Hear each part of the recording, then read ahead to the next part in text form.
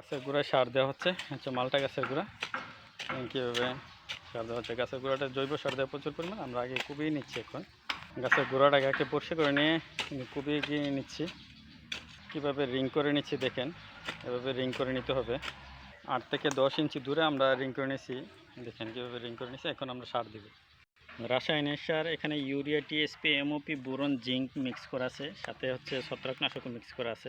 আমরা প্রায় 200 থেকে 250 গ্রামের পরিমাণ আমরা দিয়ে দিব। চতুর্পাশে যে রিং করছি এই রিংটার মধ্যে আমরা দিয়ে দিচ্ছি। এভাবে আপনারা মালটা কমলা গাছে কিন্তু লেবু জাতীয় গাছে এভাবে সার দিয়ে দিবেন। হালকা আমরা উপরে ছিটাই দিলাম, হালকা 2-1টা উপরে পড়লে সমস্যা নাই। মাটিটা দিয়ে আমরা পুরো গাছটাকে আবার ডেকে দিব। এখানে কিন্তু জৈব সার আছে, পরে কিন্তু আমরা জৈব সারও দিব। পুরো মাটিটাকে ডেকে দিলাম। আর পানি কালকে দিব, আমরা একদিন পরে দিব পানি। এভাবে আপনারা মালটা কমলা গাছে সার দিতে পারেন। সার দেওয়ার উত্তম সময় হচ্ছে বৃষ্টির পরপরই আমরা সারটা দিয়ে দিচ্ছি। এখন হচ্ছে অক্টোবর মাস, অক্টোবর, নভেম্বর, সেপ্টেম্বর মাসে আপনার সার দেওয়ার উত্তম সময়। এভাবে আপনারা মালটা কমলা গাছে সার দিয়ে দিবেন। আসসালামু আলাইকুম।